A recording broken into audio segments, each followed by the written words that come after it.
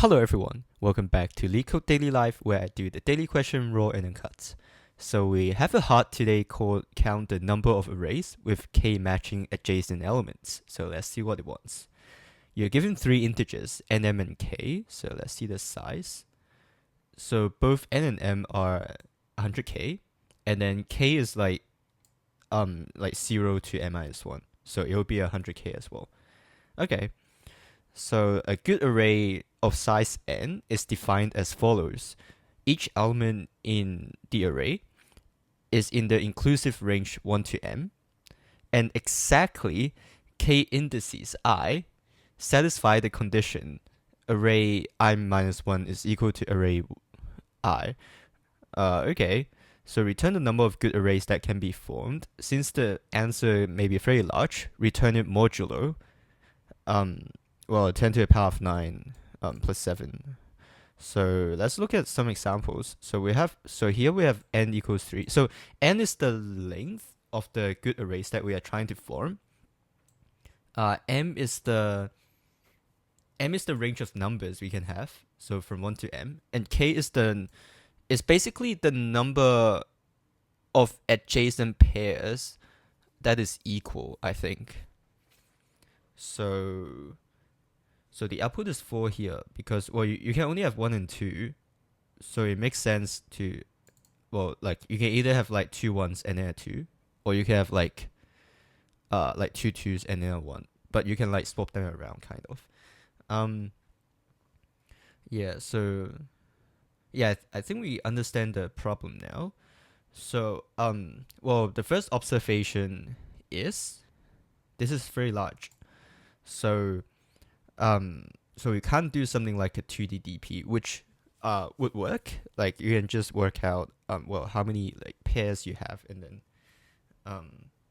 then like you can like basically go from that way.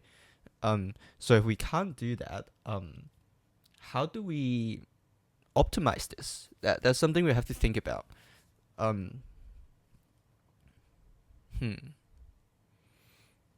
Well, I guess one thing is that if you have some pairs,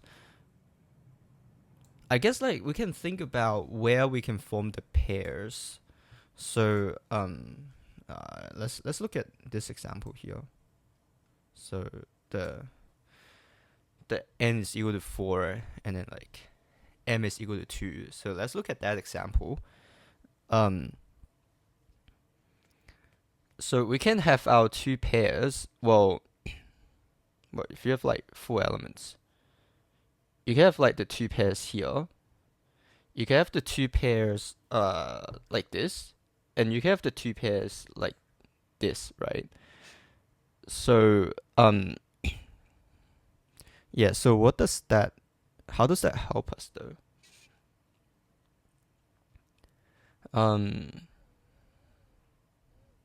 So I guess like for this case, does it say at least, or it has to be exactly? So we have to be mindful.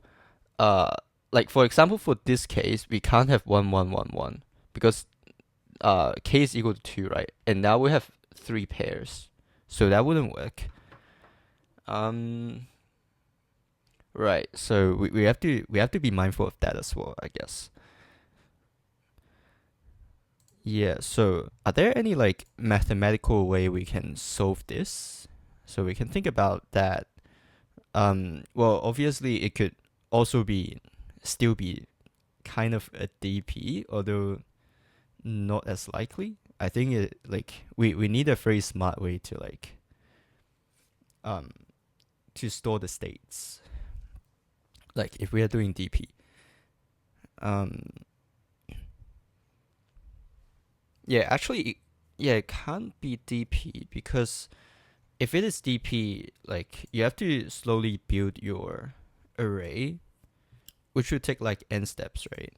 So like you have to slowly build your array, so n steps. But then you also have to keep track of like how many good pairs are there. So yeah, that wouldn't work. So yeah, we have to think of like these ways, I think. Like some permutations, I think. So how can we do this?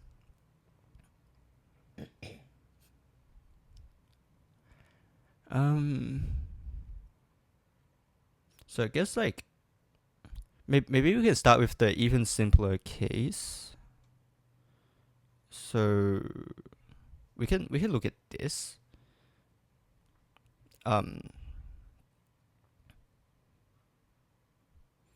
Yeah, we can look at this case first. Also, I think like my hypothesis is that once you know like how many pairs are here, you can like do some smart ways to like quickly calculate them, I think.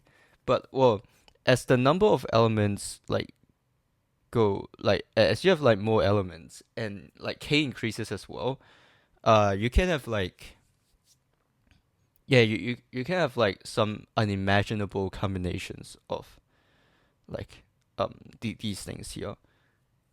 So yeah, we have to like think about that as well, I guess.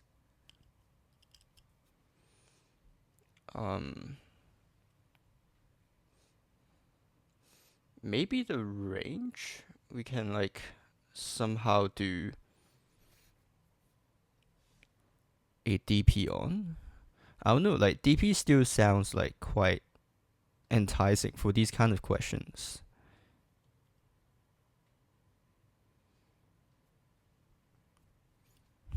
Yeah, let's just think about the simplest example for now.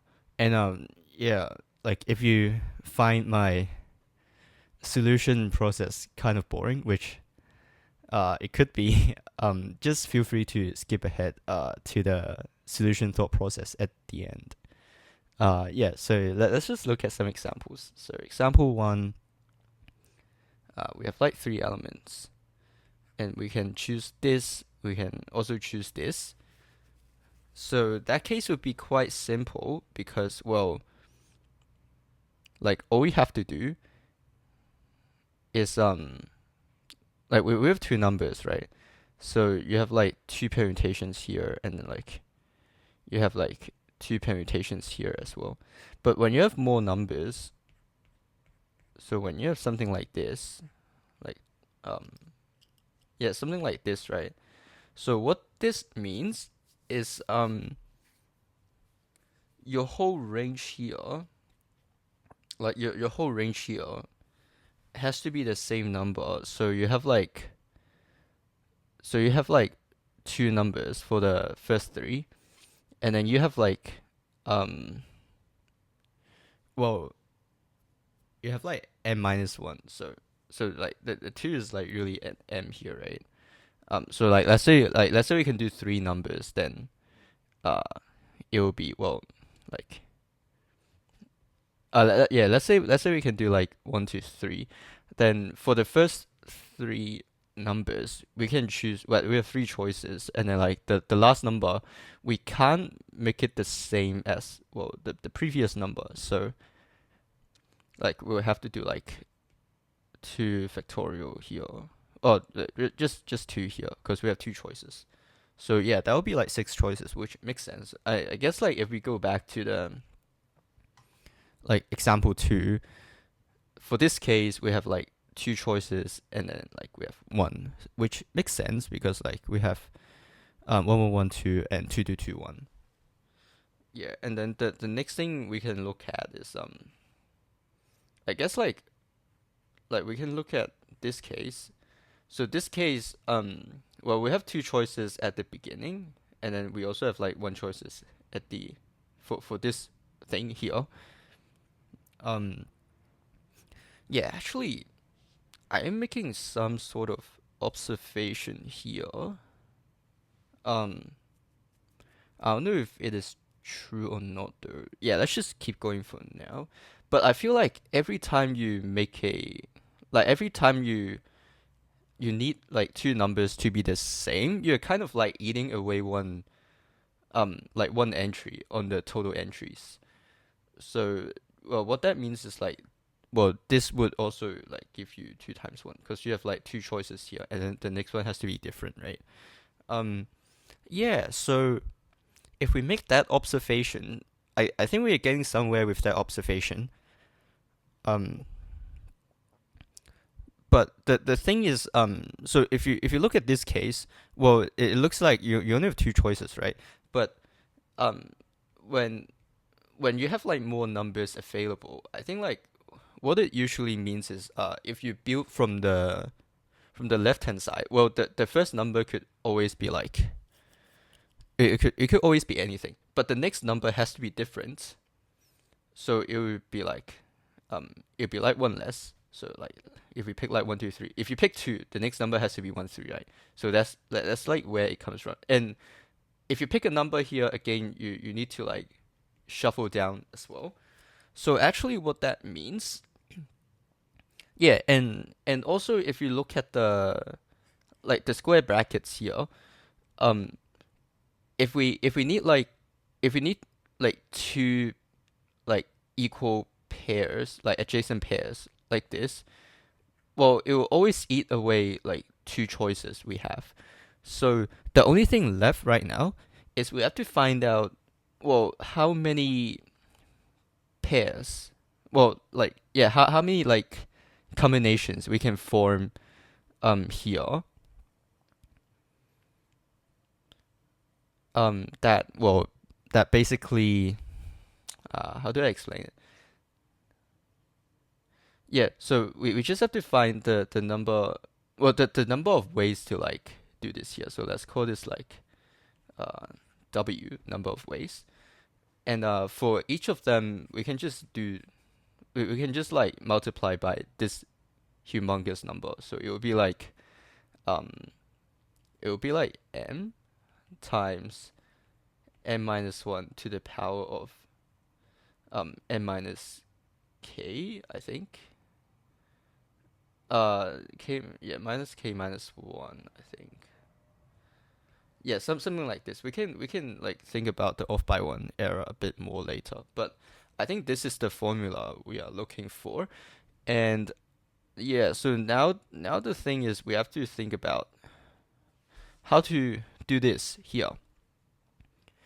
Um, I'm thinking we can just use some sort of combinations here. So yeah, so if we have like four things here, that means like we have three slots that we can fit our two square brackets in, right? Like because each of the square brackets goes through like two things. So if we want to choose like that, it would be I think it would just be n minus 1 choose k. So we have to figure out how to do this. Because like n and k could be very large. So we probably need like some modulo factorial stuff. Yeah, which I think I remember how to do those. But yeah, what is what is the combination formula here? Cause I don't quite remember. I think it is something like n minus 1, and then you have like n minus k minus 1, and then I think that's the formula that we need for this. But we can like with modulo we can like recursively calculate, and then like we just mod it. So yeah, I think now we have all the pieces. We just have to like code it out now. Yeah, this would actually be an amazing question to code up in C++, because yeah, but let's just do it in Python for everyone's sake. All right, so let's start coding.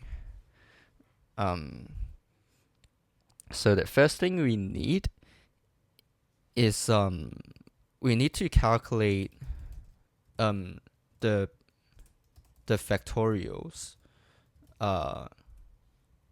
Yeah, the mod factorials.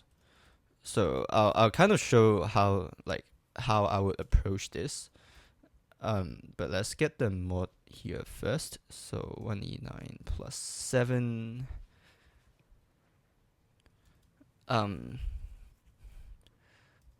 So how we want to do this is we so the largest factorial we need, as you can see here, the largest is well, n minus 1, right?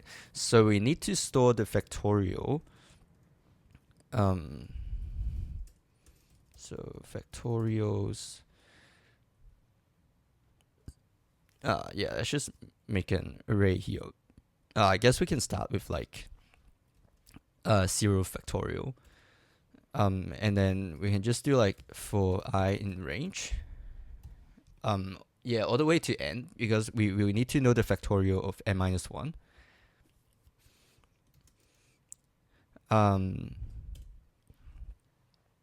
Yeah, so we can do this, and then so basically what we want to do is we want to do factorials append factorials, so that the previous factorial multiplied by our number. So like we start with 0 factorial, and then when I is 1, we'll multiply by I, and then when I is 2, we'll multiply by 2, and so on. But then we have to modulo our mod here. So that's how we get the factorials like quickly. I guess not quickly, but like in on time. Okay, so once we have gotten that, the next thing we have to do is we have to calculate. Yeah, so right now we have we have W, right? Because like we have all these. Yeah, and another thing we have to do is we have to use the inverse rule, little Fermat's theorem, to calculate the like divided by these like modulos, right? So that's another thing we have to do. I think these ones are like not too bad. So yeah, actually we can just like combine them together now. So we have the result. So it should be let's see. What do we have here? So it is m. I guess we can like we can also calculate the combinations for combining squares. We can do that here, and then here we can yeah, we can just like return the answer here, I guess. Yeah, we don't really need that. So, but it will be the number of ways. So, number of ways multiplied by m, and then multiply by here m minus 1, and then m minus k minus 1. So now we can like kind of verify this. I think it is correct, because like if you look at this case, we have like 4 of these here, right? Like this is the example 3 here. Like because we are not combining anything together. Therefore we have like n minus 1 amount of like 2's. But if we have to like combine like any one of these, so like let's say I had to combine these, we will only have like we'll have 1 less 2, right? So that's where the minus k comes from. But yeah, I think like for this we need to use a quick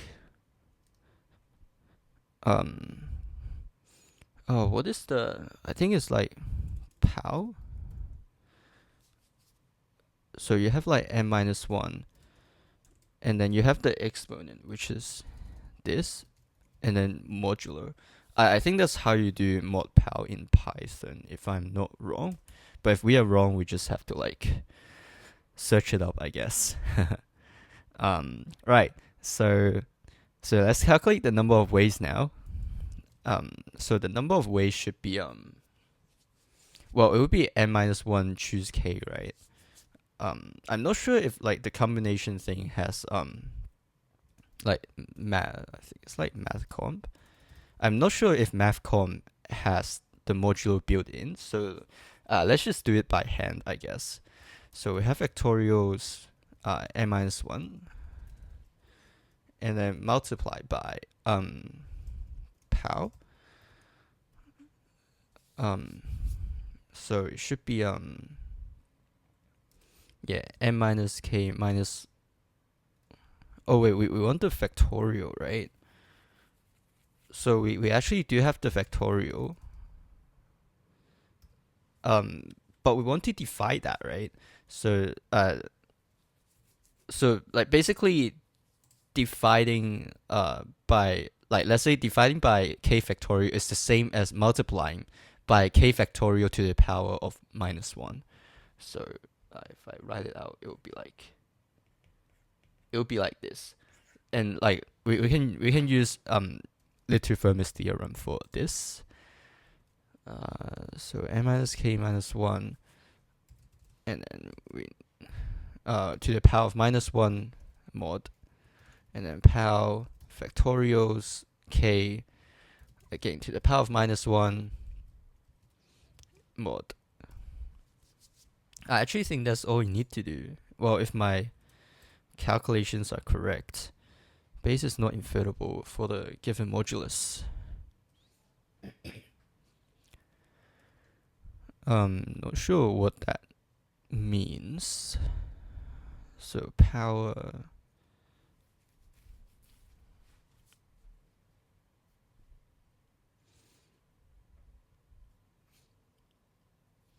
I thought you can though.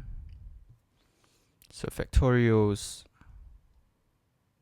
for the given modulus. That's kind of strange. So what if we do like, I don't know, what if we do like 1 here? Does that work?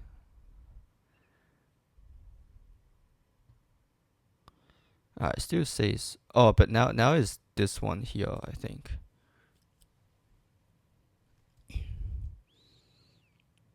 We're getting 0. That's kind of strange. Huh. Wait, but if this is not invertible, I think what we need to do is we need to do like mod -2. I think. Let's see how that goes. It's still getting 0. So something got zeroed out somewhere. So power n-1.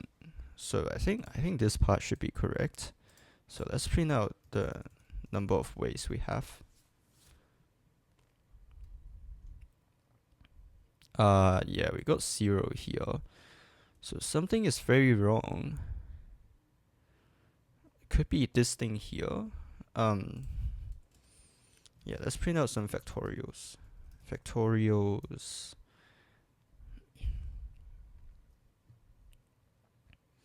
1 0 0 0. We got it. So because it should be 1 to n, not 0 to n. Okay, we got the first case. The next case we got like some enormous number.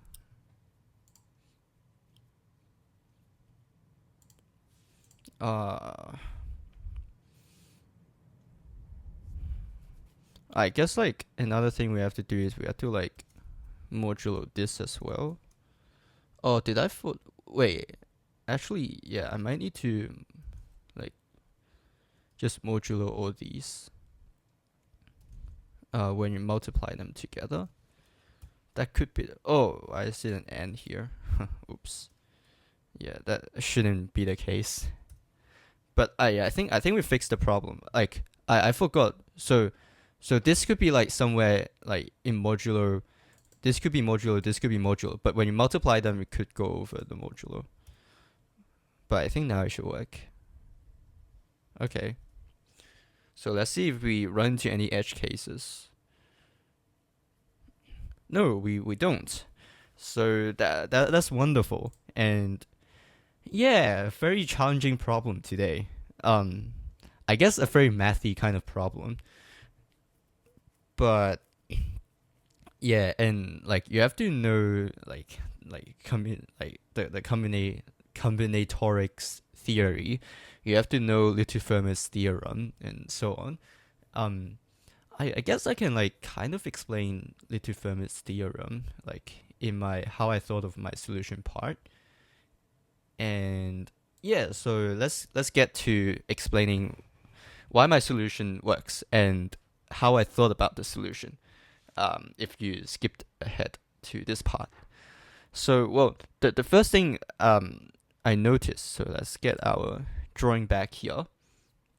So the first thing I noticed is that N, M, and K are extremely large. So when I first read the question, I was thinking of whether dynamic programming will work. So if N, M, and K are smaller, we can like just form a 3D a 3D DP. So basically, on one side, you like slowly build the array up. For this side, you like keep track of what was the last number. And then for the K side, so for K, this will basically be like how many pairs you have so far. And like if you choose the same number from last time, you'll like add to it, right? Otherwise like it'll stay the same. And then at the end you just find like the number of ways to form like K pairs. But obviously that would be an n cube solution, and that's way too slow. So I thought of like dismissed this idea. So the other idea I have is so let's say we have like 5 things here, and K is equal to 2. Well, that means like we need 2 adjacent pairs to be the same, right? But if you think about it, like if you do the pairs here, well, you're kind of like making like one combined number, and then you have like this number here, and you have like one big combined number, right? Or if you're doing like something like this, well, you are combining these 3 numbers together, and then you have like the rest of the number. But there's one thing you can see here is that for every square bracket you have, you are taking away one entry up here. So like for this one, so let's say we always take away the one at the back. Well, for this square bracket, we take away the third one. For the second bracket here, we take away the second one. So, and if you add another bracket, well, it will take away one more. It will always take away one entry. Like when you're forming like the final, like the final array, I guess. Like because these has to be the same, right? So we can kind of like treat it as one single element. And well, if you look at this as well, we got rid of like these 2 elements. So and like the number of square brackets we have is fixed, right? It is then like is how big K is.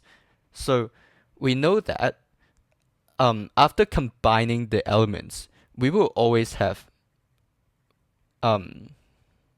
well, like if we have n entries at the beginning, we'll always take away K amount of entries because, well, like remember every square bracket takes away one entry, right? So at the end we will have like n minus K entries here. Well, and how do these entries relate to each other? Well, because we need to form exactly K indices, right? Like remember, it has to be exactly. So that means none of these entries could be the same as each other. Because like remember, like for example, for this case, we have combined the first 3 elements together already because they have to be the same.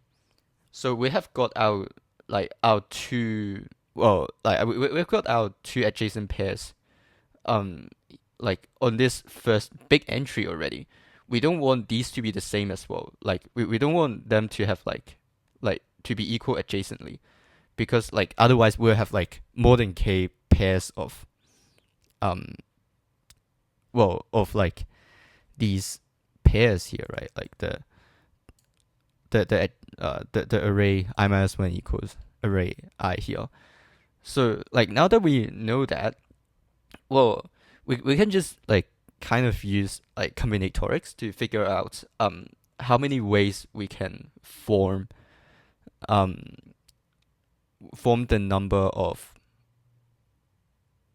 good arrays, like given that we have combined like all of these together. Well, the first number we can choose like from 1 to m, right? So 1 to m here. And then for the next number, no matter what you pick, like from 1 to m, you have one less choice because like let's say I pick 3. If I pick 3 here, I can pick 1 to m, but not 3. And if I pick like, I don't know, let's say I pick like p here, I can pick 1 to m but not p. And p is like inside 1 to m, right? So if it is inside, I think this is extremely small, but I hope you guys can see my writing. But like if p is inside 1 and like 1 to m, that means we only have m minus 1 choice here. But again for this one, if we pick like q here, well again we can pick 1 to m, well excluding q, so excluding q, and q is also in 1 to m. So again, we have m minus 1 choices here. So what does that mean? It means that our first entry will have m choices. Next entry will have m minus 1. And that will have m minus 1. So how many elements are here? We have like one less than m minus k, right? So this is where we got the number of ways, like if we like after we combined like our elements together, like based on the square brackets. So we will have like m times m minus 1, m minus k minus 1. So that's how we get the number of ways, right?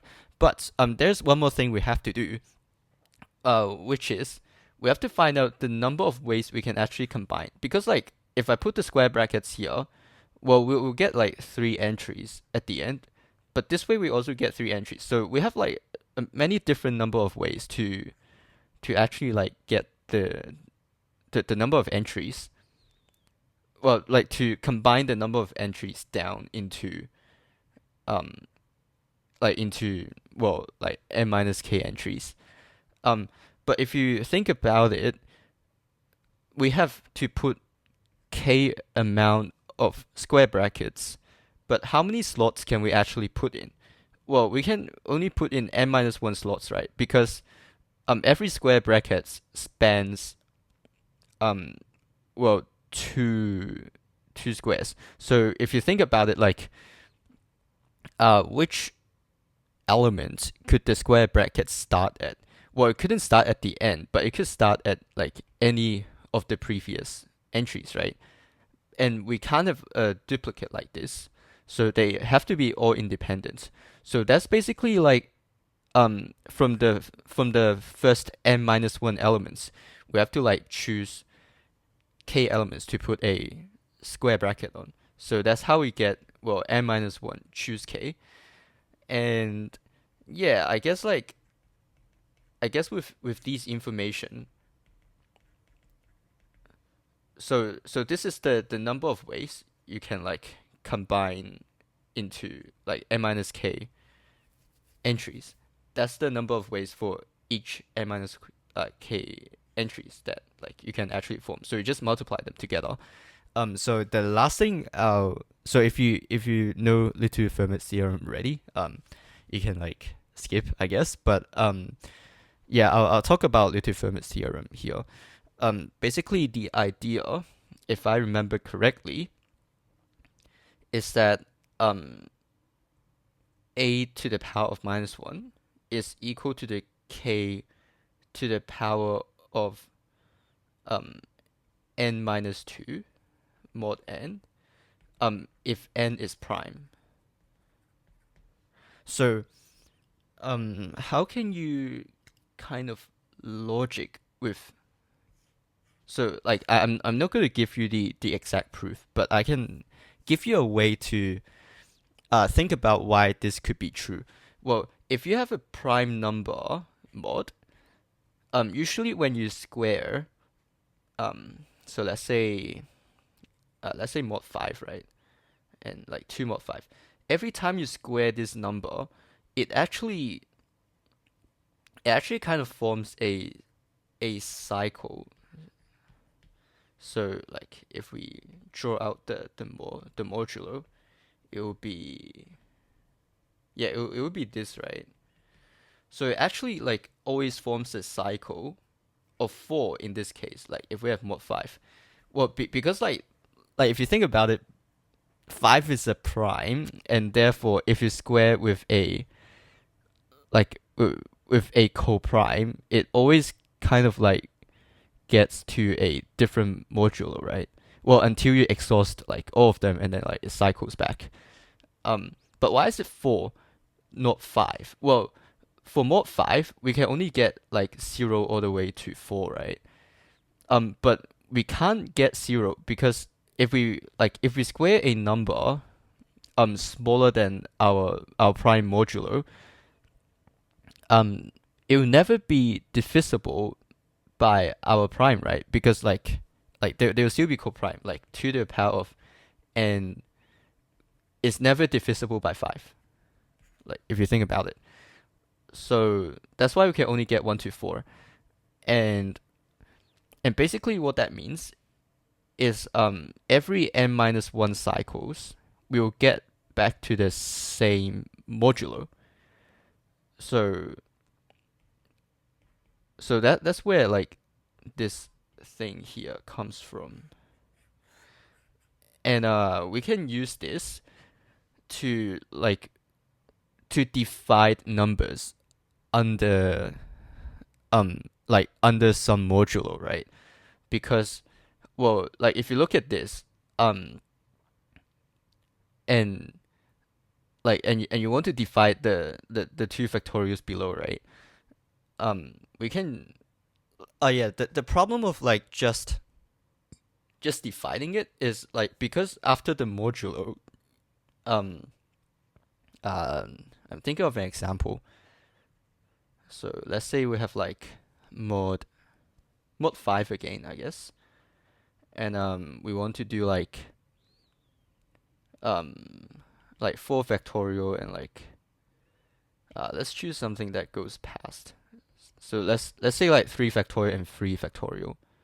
Well, we know that this number, this is actually not a very good example. Let's do like 6 factorial. So actually I think this would be a bit better. Yeah, let's do this.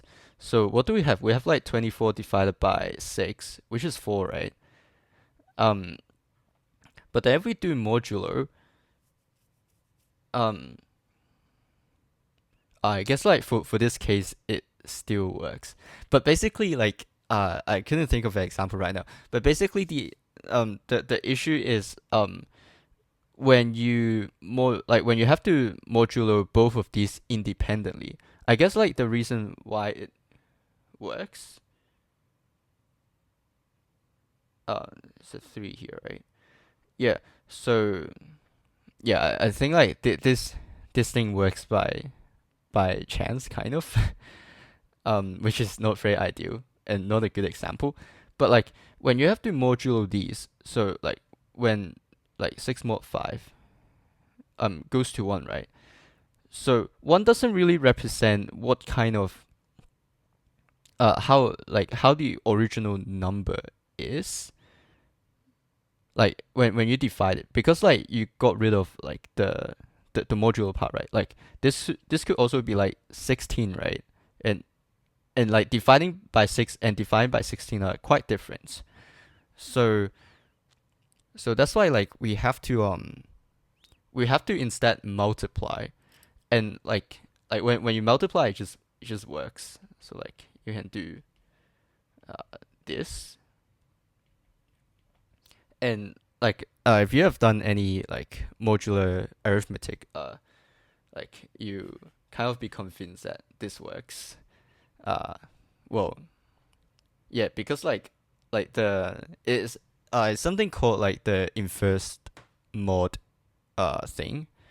I forgot the exact name, but yeah, if you look at like inverse mod like in the modular system, it kind of explains like why this works. And like it will also kind of like give you a better idea than what I've explained on why, well, dividing doesn't work. But yeah, that's the question today. And actually, I thought of a good example to explain why dividing doesn't work. So in modular arithmetic, we can actually do something like 3 divided by 2 mod 5. And because we are in the modular system, we can only have like 0, 1, 2, 3, 4 as our final number. But like in our known like decimal system, we can get 1.5 here, right? But we cannot get that in our modular 5 system. Like we can only have this cycle of numbers. So therefore, when we do like 3 divided by 2, we have to find the inverse of 2. So basically like so we have to find like basically 2 times what number modulo 5 is equal to 1. Because like 2 to the power 1 times 2 to the minus 1 is equal to 2 to the 0 is equal to 1, right? So we have to find what this inverse is. Well, in this case, like we will always have an inverse if our modulo is prime. So in this case, it would just be 3, right? So basically what you do here is like you just do 3 times 3 mod 5 is equal to 4. But yeah, I think like if you think about it that way, it doesn't make sense to divide it in our decimal sense for this case, because we are in the, like, even though this modulo is extremely large, we are still in the modulo system, right? And like all the rules here still applies.